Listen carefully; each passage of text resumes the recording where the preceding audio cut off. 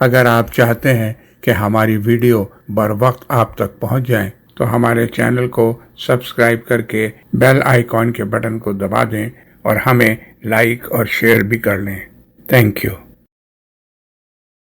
اعوذ باللہ من الشیطان الرجیم، بسم اللہ الرحمن الرحیم۔ رب اشرح لی صدری ویسر لی امری واحلل عقدۃ من لسانی یفقہوا قولی۔ خواتین حضرات، السلام علیکم ورحمۃ اللہ وبرکاتہ۔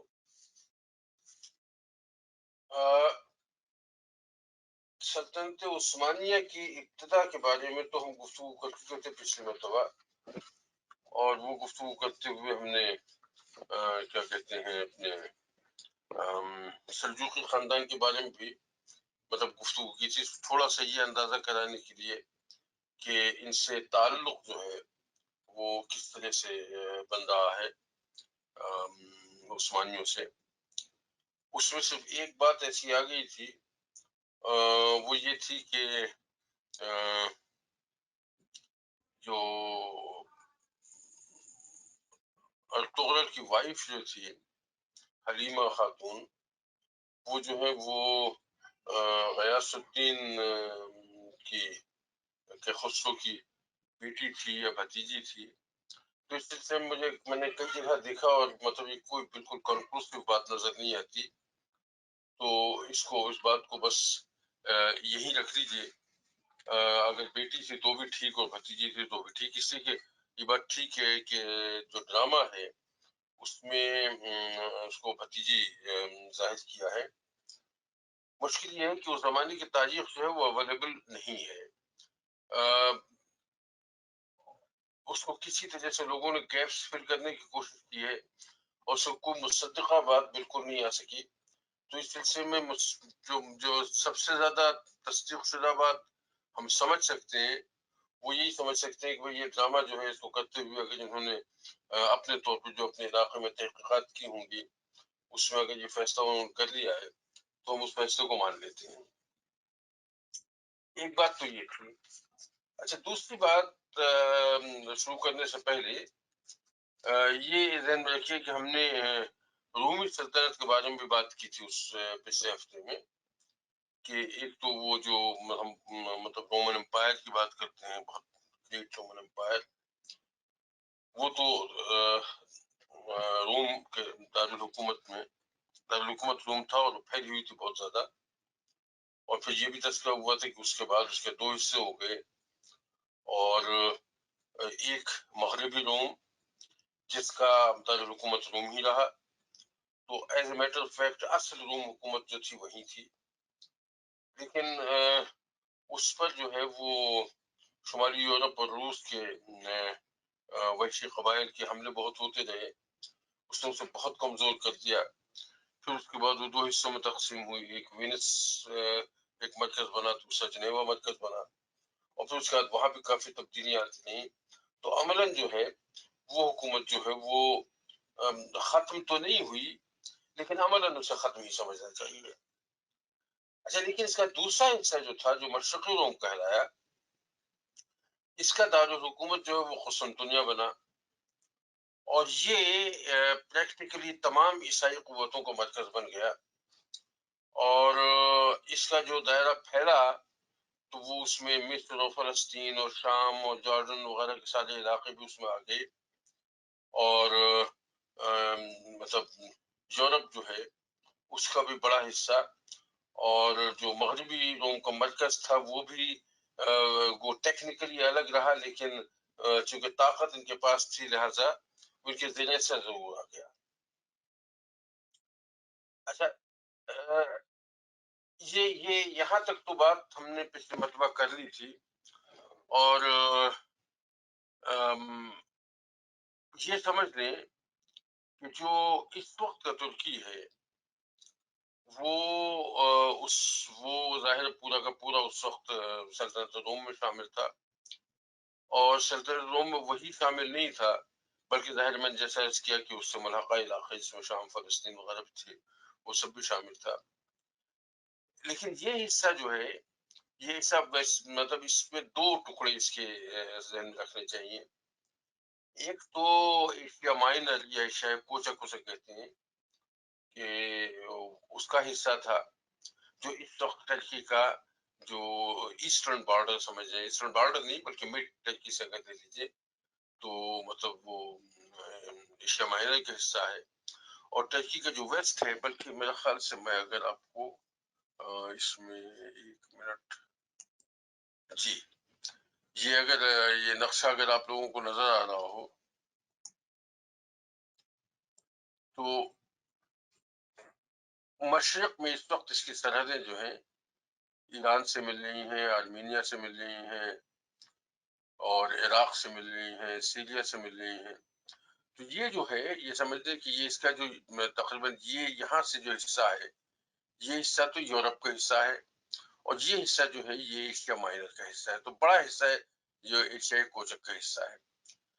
لیکن یہ بات ذہن میں رہے کہ یہ جو ہے یہ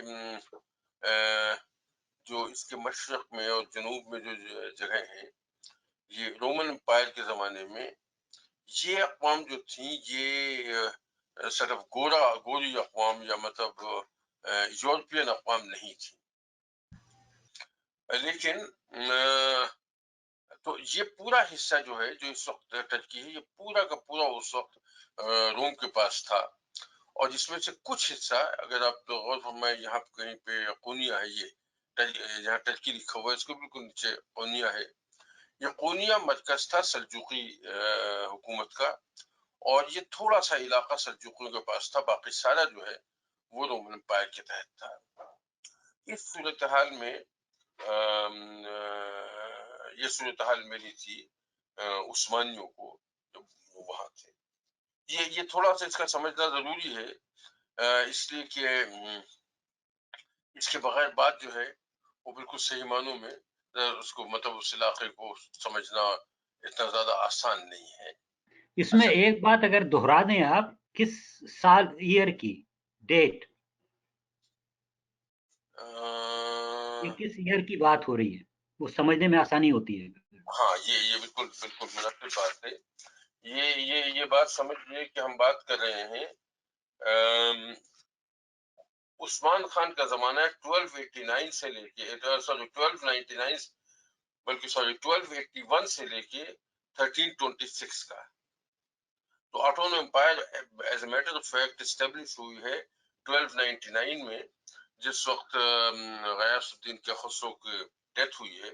اس کے بعد سے باقاعدہ آٹومن امپائر جو ہے کہلائے تو یہ امیر ہی ہیں، لیکن حکومت ان کی باقاعدہ انڈیپینڈنٹ قائم ہو گئی تھی. تو یہ 1299 سے شروع ہوئی ہے، اور اس کے بعد پھر سلسلہ اسی طرح سے باقی اور چلتا رہا ہے آگے. یہ تھوڑا سا بیک گراؤنڈ کے لیے بہت زیادہ ضروری تھا کہ میں اس یہ تھوڑی سی شیپ دکھا سکوں کہ ٹرکی اس وقت کیا تھا، اب کیا ہے، اور یورپ میں اس کی مطلب جغرافیائی پوزیشن کیا ہے. جی ٹھیک ہے. اچھا، پچھلی مرتبہ جب ہم نے گفتگو کر رہے تھے تو ہم نے مطلب گفتگو کی تھی، مطلب شروع تو کی تھی سلیمان خان سے، پھر تغرل سے، پھر اس کے بعد عثمان کے بعد پھر اس کا بیٹا اور خان. یہاں تک تو ہم گفتگو کر چکے تھے. اور اور خان کے بعد اس کا بیٹا مراد جو ہے اس کی حکومت آئی. یہ ہے 1358 کی بات، 1358. اس کا بھی سلسلہ ایسا تھا کہ اس کے والد یعنی اور خان نے ولیعہد مقرر کیا تھا اپنے بڑے بیٹے کو، اس کا نام بھی سلیمان تھا.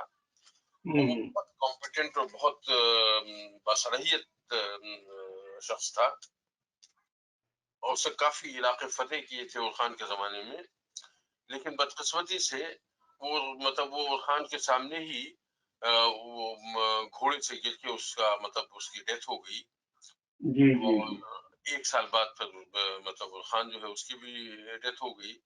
تو پھر اس کے انتقال پہ اس کو مراد خان کو وہ مطلب ولیعہد مقرر کیا گیا، اور پھر مراد نے ٹیک اوور کیا اپنے باپ کے انتقال کے بعد حکومت کو.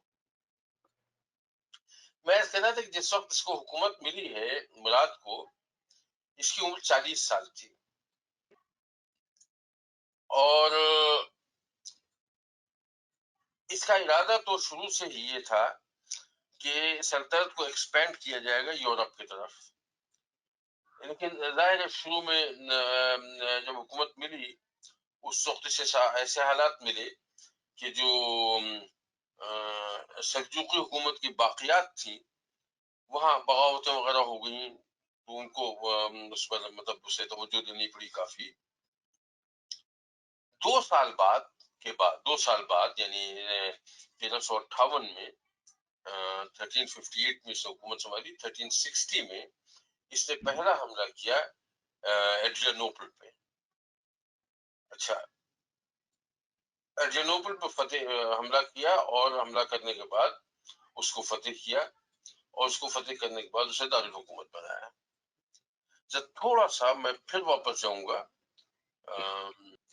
اچھا یہ خیال ہے کہ ہم یہ بات پچھلی مرتبہ کر چکے تھے کہ اور خان کے زمانے میں، عثمان خان کے زمانے میں، اور خان سے پہلے عثمان خان کے زمانے میں جب یورپ کی طرف ایکسپینشن شروع کیا گیا ہے تو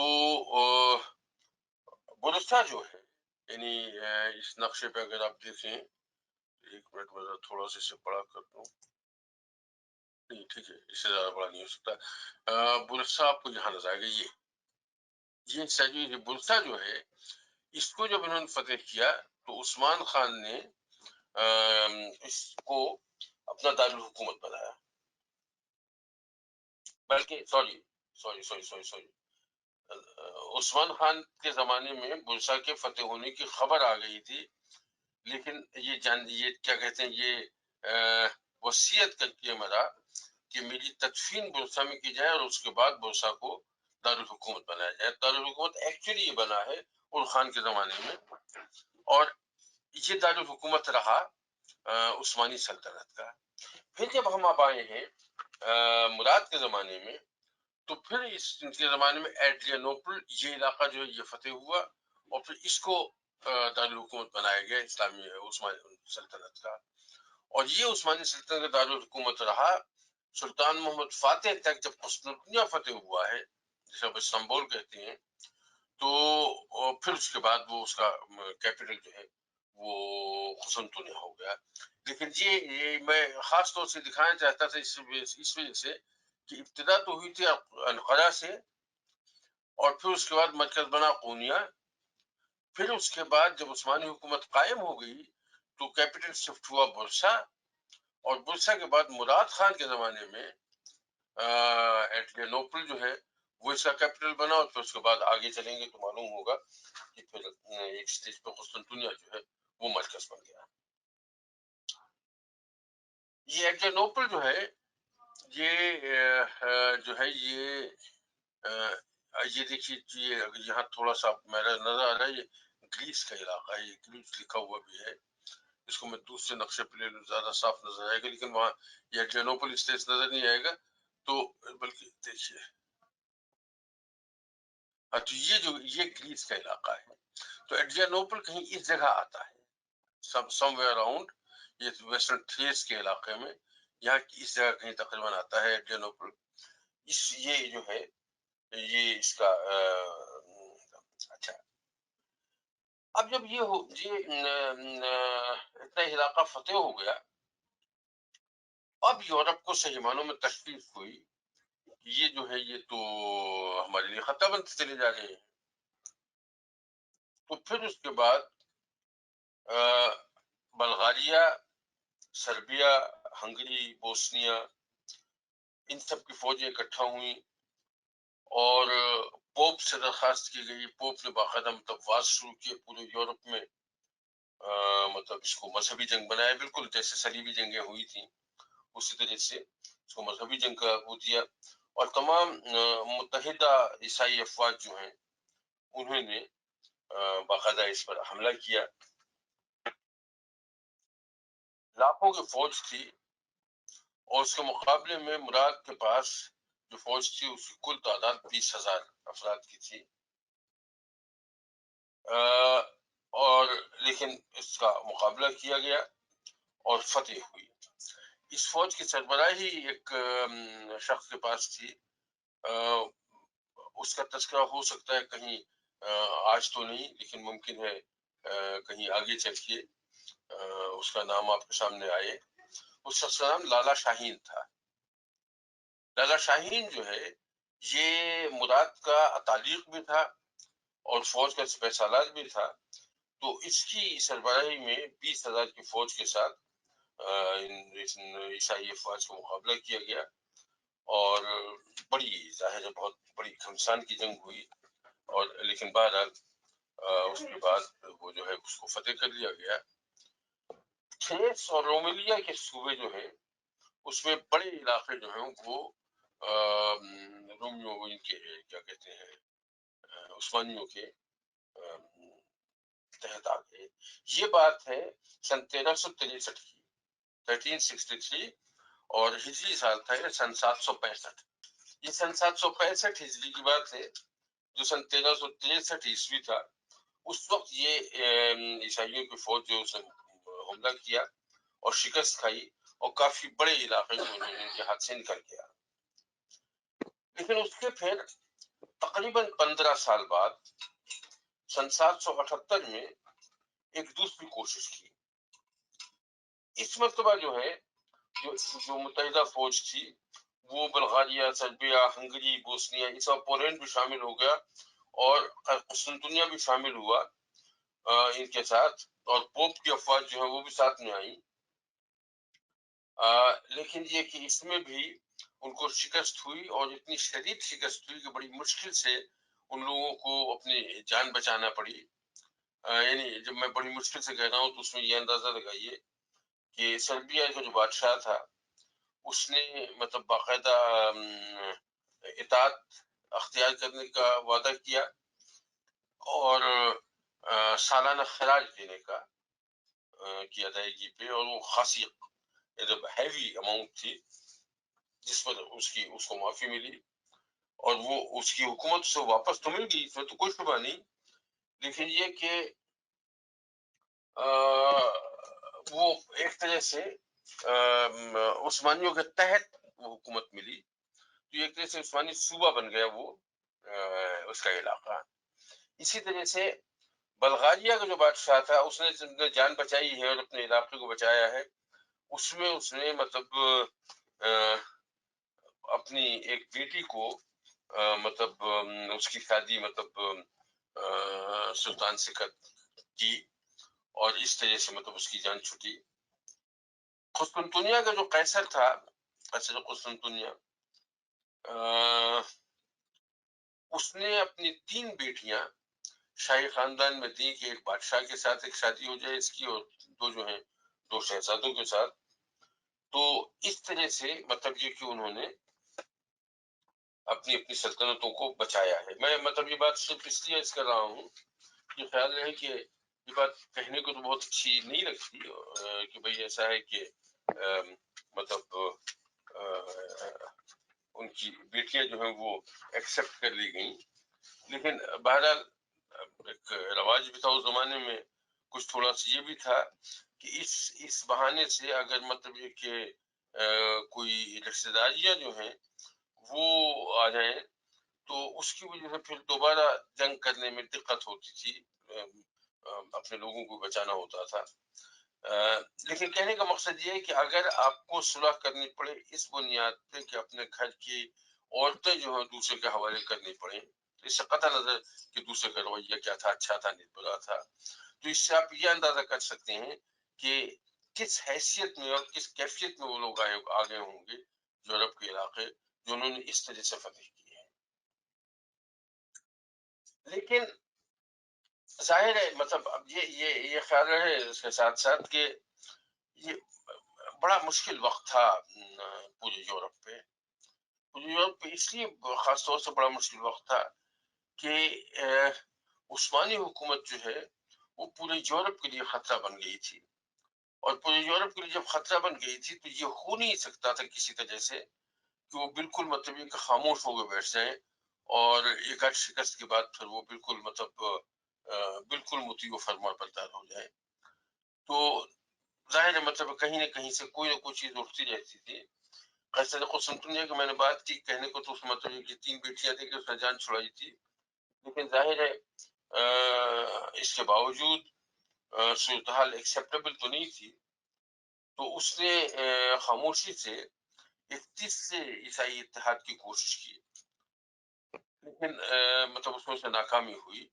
ناکامی اس لیے ہوئی کہ اس کے اپنے جو عیسائی ریاستیں تھیں انہوں نے اس کا ساتھ دینے سے انکار کر دیا، اور ظاہر یہ کاوشیں جو اتحاد کی تھیں اسے یہ بھی معلوم تھا اچھی طرح سے کہ یہ بالکل خفیہ اور خاموش تو رہ نہیں سکتی، تو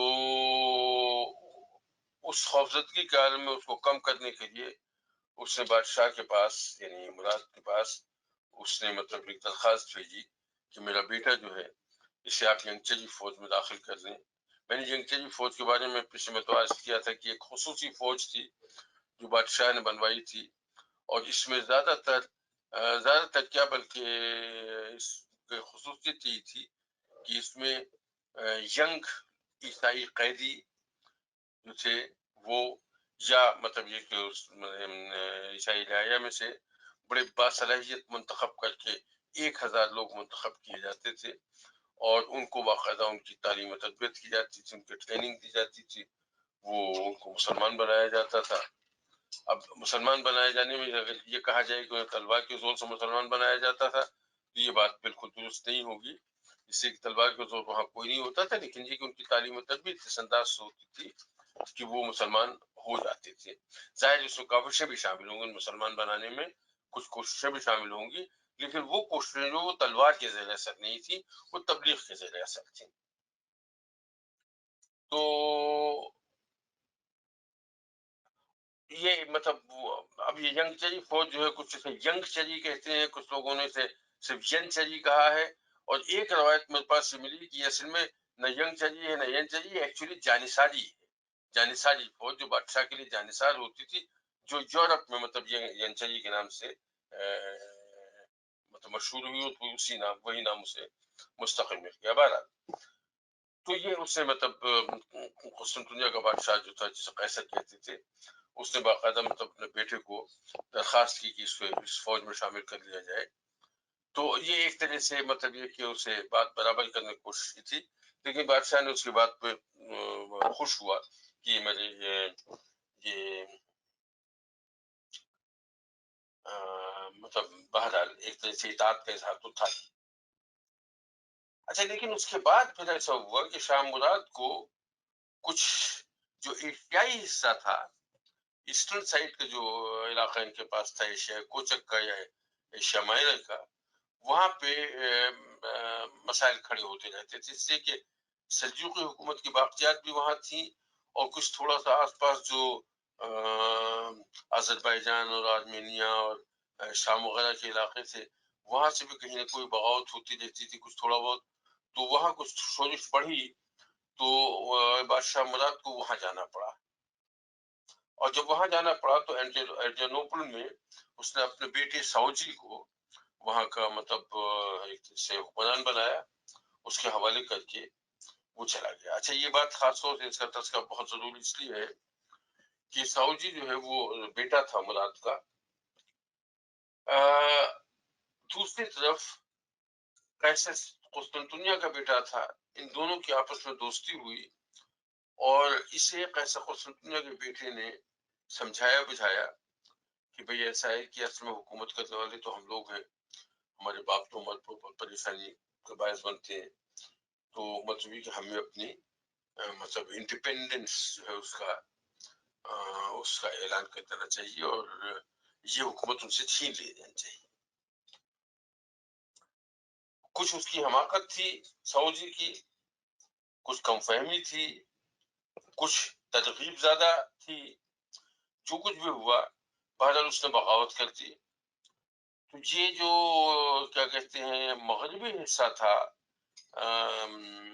ترکی کا، جس کا مرکز ایڈریانوپل تھا، ایڈریانوپل ویسے تو مطلب پوری عثمانی سلطنت کا کیپٹل تھا، لیکن یہ کہ چونکہ مغربی علاقے میں تھا بلکہ یورپ کا حصہ تھا وہ، تو اسے مطلب یہ کہ وہاں مرکز بنا کے ان دونوں لڑکوں نے، دونوں شہزادوں نے اپنے باپ کے خلاف بغاوت کی، اور اپنی ساورنٹی جو ہے اس کا اعلان کر دیا، اور پھر فوجیں تیار کر لی اپنے باپ سے لڑنے کے لیے. اور صرف فوجیں تیار نہیں کر لی بلکہ باقاعدہ مطلب یہ کہ یعنی جنگ ہوئی تو نہیں لیکن تقریباً ہوا، سمجھیے اس سے کہ ایک کے جیسا آیا کہ شاملات کو جیسی اطلاع ملی فوراً واپس آیا، اور واپس آیا تو اپنی فوجوں کو لے کے وہ اس کے مقابلے پہ آیا.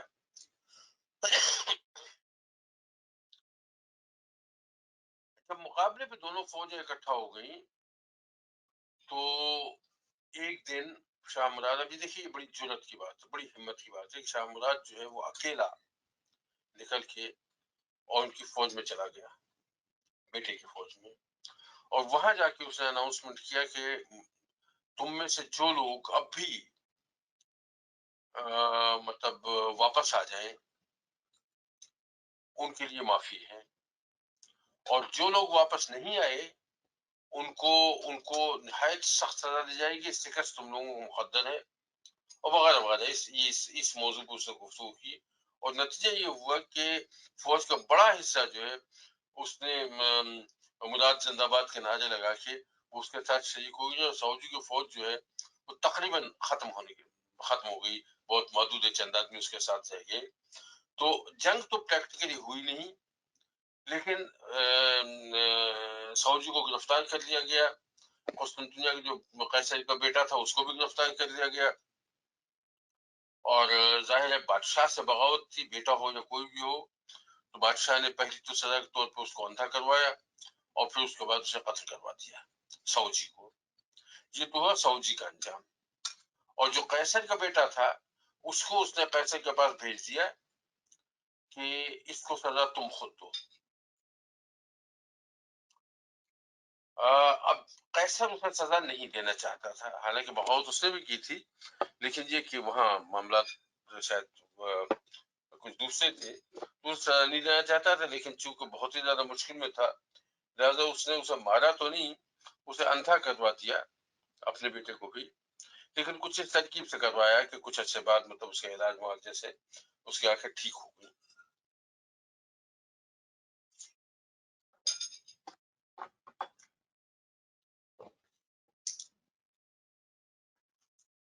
دوسری طرف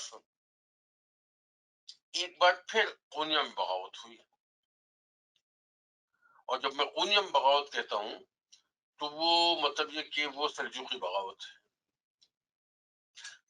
تھوڑا سا اتنا یہ بات سمجھ لیجیے کہ سلجوقیوں کی حکومت تھی، مقدونیہ ان کا مرکز تھا، آخری بادشاہ جو ان کا تھا اس کا نام غیاث الدین کیخسرو تھا. یہ ساری بات تو ہم کئی دفعہ کر چکے ہیں، لیکن کیخسرو کی چونکہ کوئی اولاد نرینہ نہیں تھی اور اس کی بیٹی کی شادی ہوئی تھی عثمان خان سے، اور عثمان خان کو اس نے اپنی زندگی ہی میں امیر بنا دیا تھا، تو جیسے ہی مطلب اس کا انتقال ہوا عثمان خان نے ٹیک اوور کر لیا. لیکن اس کا یہ مطلب نہیں ہے کہ سلجوقی خاندان کے باقی لوگ جو تھے انہوں نے مطلب کچھ لوگوں نے مجبوری درجہ تو ضرور کیا ہوگا، لیکن وہ دل سے عثمان خان کی حکومت کو تسلیم نہیں کر پائے تھے. تو اس میں سے ایک ترکمان خان تھا، وہ خاص طور سے بہت زیادہ مضبوط امیر تھا سلجوقوں میں سے. وہ اور اس کے خاندان کی طویل عرصے تک باقاعدہ جنگ چلتی رہی ہے عثمانیوں سے، اور یہ وہی مطلب سلسلہ قونیہ میں بغاوت ہوئی جو میں کہہ رہا ہوں، تو یہ سلجوقی بغاوت تھی جو سلجوقی کی باقیات جو ہیں ان کی. بادشاہ نے اپنے بیٹے بایزید کو وہاں اس فوج اس کا اس بغاوت کا خلا خامہ کرنے کے لیے بھیجا. بایزید جو تھا بہت ہی جری آدمی، بہت عمدہ سپہ سالار، اور یہ بالکل مطلب کہ نہایت تیزی سے حملے کر کے دشمن کو تہس نہس کر دیتا تھا. تو اس نے بالکل برق رفتاری کے ساتھ دشمن کو شکست دی، اور مطلب بالکل ایک طرح سے مطلب یہ کہ ان کو قابو میں کر لیا.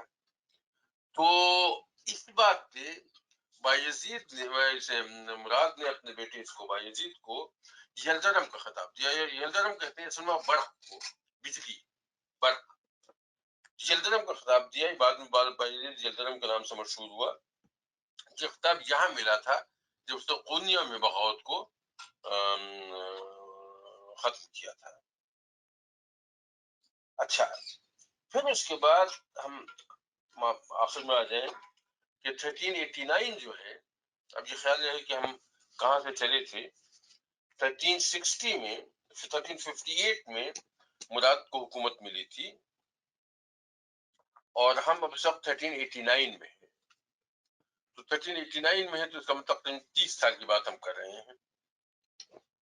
और अगर उस वक्त इसकी उम्र 40 साल थी तो अब तकरीबन 70 के करीब हो गई होगी। 1389 में फिर एक मरतबा पूरा यूरोप जो है वो इकट्ठा हुआ और इकट्ठा होकर उन्होंने अपनी फौज के साथ हमला किया। इस मरतबा जो मुकाबला हुआ है वो कसोवा में हुआ, कसोवा के मैदान में हुआ। और कसोवा जब मैं आपको अगर हो तो मैं आपको थोड़ा सा रिलेट कर दूं कहाँ है। अच्छा, अब इस बार जो जंग हुई है वो यहाँ हुई है, ये कसोवा है। देखिए पूरा पूरा इलाका है। टर्की तो हम इस वक्त जानते हैं कि ये है, ये बल्गेरिया है, ये है आपका मैसेडोनिया है। ये मैसेडोनिया को हम पता नहीं आप लोग कैसे देखते हैं, मैंने तो बचपन में से मकदूनिया पढ़ा था और सिकंदर आजम का यहाँ से ताल्लुक है। इसमें सिकंदर इस का बादशाह फैलकूस जो है ये मकदूनिया का बादशाह था और उसने यहाँ से अपनी फतूहत का आगाज किया था। एनीवे, इसके बाद में अल्बानिया है, कोसोव, सर्बिया, मोंटेग्रो, बोस्निया हर्ज़ेगोविना, क्रोएशिया वगैरह वगैरह। तो इस वक्त मैं सिर्फ ये दिखाना चाहता था कि यहाँ कासोवा के मैदान में ये जंग हुई। ये बहुत बड़ी जंग थी और इसको क्या कहते हैं, इसमें मुसलमानों को फतेह हुई और यूरोप की फौज जो है वो तकरीबन मतलब ये कि खत्म हुई है बड़ी हद तक। लेकिन इसमें एक इसमें इसका तस्करा खास तौर से इसलिए आ रहा है कि इसमें एक बात बड़ी अहम भी हुई। जिस वक्त मतलब ये कि फौज शिकस्त खा के भाग रही थी, कुछ लोग कैद हो रहे थे, तो उनमें से एक जो ईसाई फौज का एक शख्स था, जाहिर है मतलब किसी दस्ते का सरबराह रहा होगा, वो कैद होने से पहले ही वो इनकी तरफ आया करने कि ऐसा है कि मैं तो मतलब तुम लोगों से बहुत मुतासिर हूँ और मुझे बादशाह तुम्हारा बहुत अच्छा लगता है, मैं मुसलमान होना चाहता हूँ और मुझे ले चलो, मैं माफी मांगूंगा और इस्लाम कबूल करूंगा और तुम लोगों की खिदमत करूंगा। तो उसे मतलब ये कि बादशाह के पास ले जाया गया। बादशाह बहुत खुश हुआ, इसने इस्लाम भी कबूल किया। इस बार सॉरी, इस्लाम कबूल किया या नहीं किया वो उसकी बात बाद में है। और उसने बादशाह के सामने मतलब एक झुक के बाकायदा उसकी उनकी इताअत का इज़हार किया, उनको झुक के उसके कदमों पे गिर गया। तो बादशाह उस वक्त बहुत खुश हुआ, उसे कंधों से पकड़ के उठाया।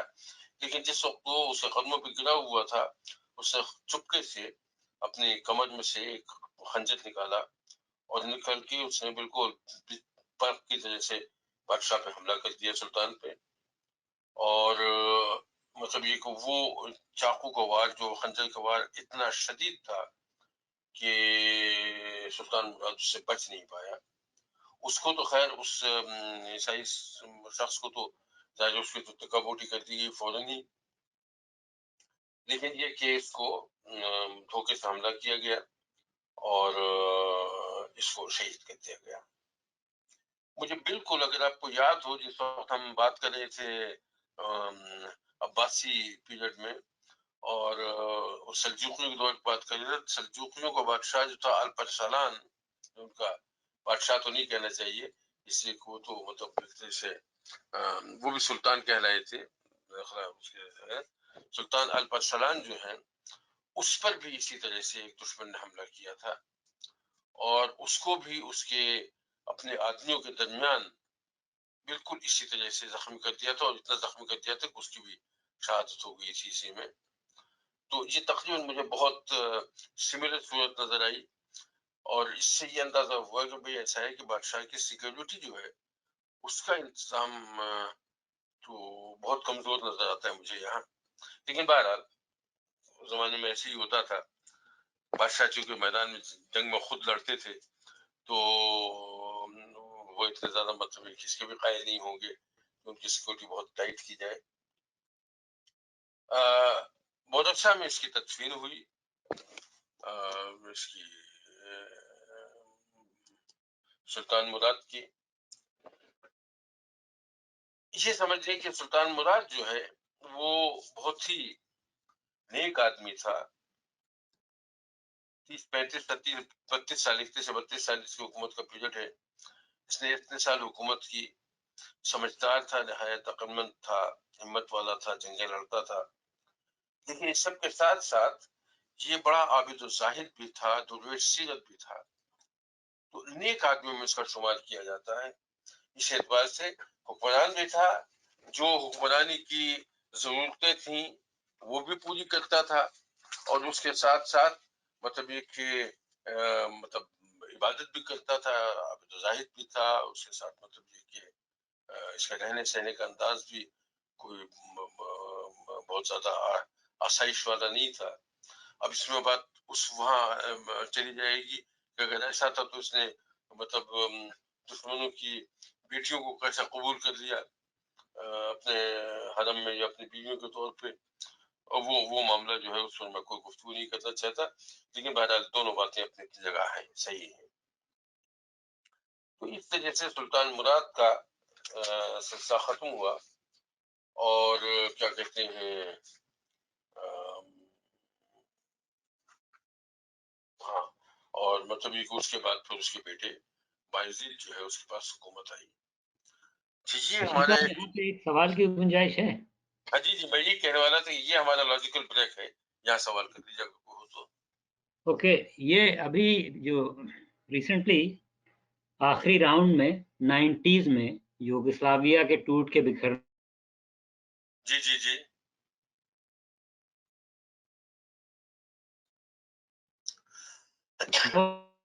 ہیلو سے مسلمانوں کے باسنیا کے خاص طور سے اور کاسوو کے بھی مسلمانوں نے کو ملا کہ وہ 600 سال پہلے کی. امر بھائی میری آواز پہنچی اب تک؟ اوکے، سوال یہ ہے کہ یہ جو باسنیا میں کے مسلمانوں کے ساتھ سربس نے جو سلوک کیا ابھی ریسنٹلی 90s میں، جی اس میں یہ بات پڑھنے کو ملتی تھی کہ وہ کسی 600 سال پہلے کی شکست اور ان کے ساتھ جو کیا تھا مسلمانوں نے، اس کا بدلہ لے رہے ہیں. تو یہ جو 1363 نہیں، تو میں یہی کنفرم کرنا چاہتا ہوں کہ کیا وہ یہ 1363 میں جو ان کو شکست ہوئی، اور آپ نے وہاں پہ سرب کا ذکر کیا تھا، سرب نے شاید وہ کولیشن سرب نے بنائی تھی، تو کیا وہ اس کی طرف اشارہ تھا؟ یعنی یہ وہ شکست ہے یا یہ بعد میں جو کاسوو میں ہوئی جنگ یہ اس کی طرف ہے؟ اس میں دیکھیے ایسا ہے کہ یورپ سے بہت سی جنگیں ہوئی ہیں، یورپ کی متحدہ افواج سے، اور سرب جو ہے تقریباً سب میں شامل رہے ہیں. تو مطلب یہ کہ یہ جو 600 سال پہلے کا انتقام کی بات ہے وہ کسی ایک مخصوص جنگ کی طرف اشارہ نہیں تھا، بلکہ یہ اس پیریڈ کی طرف ہے. اس پیریڈ میں تو بہت سی جنگیں ہوئی. کاسووا کی جنگ تو خیر بہت مشہور جنگ ہے، اور یہ بھی ممکن ہے کہ ان کا اشارہ صرف کاسووا کی طرف ہو، لیکن چونکہ اس میں جنگیں بہت ہوئی ہیں، بڑی بڑی اسی زمانے میں ہوئی ہیں. مراد کے زمانے میں تو 3 جنگوں کا دو کا تذکرہ میں نے کیا ہے. اب بایزید کے زمانے میں بھی جنگیں آئیں گی عیسائی کی متحدہ اس سے. تو وہ اس میں یہ ہے کہ یہ سب جو ہے سارے علاقے شریک رہے. تو یہ 600 سال والی بات جو کہیں یہ ضروری نہیں ہے کہ ایگزیکٹلی 600 ہو. یہ ہے کہ 600 سال پہلے ہمارے ساتھ جو کچھ سلوک ہوا تھا ہم اس کا بدلہ لے رہے ہیں. وہ ایک جنگ ہو سکتی ہے اور 6 جنگیں بھی ہو سکتی ہیں. اوکے، دوسرا سوال جو ہے وہ جو بھی آپ نے بات آخر میں کی لیکن اس میں تفصیل میں نہیں گئے، یہ جو شکست کے بعد لڑکیوں کو، اپنی بیٹیوں کو فاتح، سلطان یا بادشاہ کے حرم میں بھیجنے کی جو بات ہے، جی تو آپ نے کہا تھا، لفظ استعمال کیا تھا رواج تھا، کیا کہیں کوئی ایسی بھی صورت ملتی ہے کہ کسی مسلمان سلطان نے شکست کے بعد اپنی بیٹیوں کو دیا ہو؟ لیا تو ہے، دیا بھی ہے کیا؟ اچھا سوال ہے آپ کا.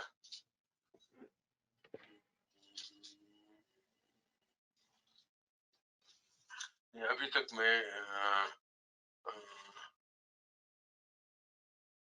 اس کو چیک کیجئے گا موقع ملے تو. چیک کروں گا اسے، لیکن میں جتنی تاریخ اپنے ذہن میں دہرا رہا ہوں مجھے ایسی کوئی مثال کہیں نظر نہیں آ رہی ہے.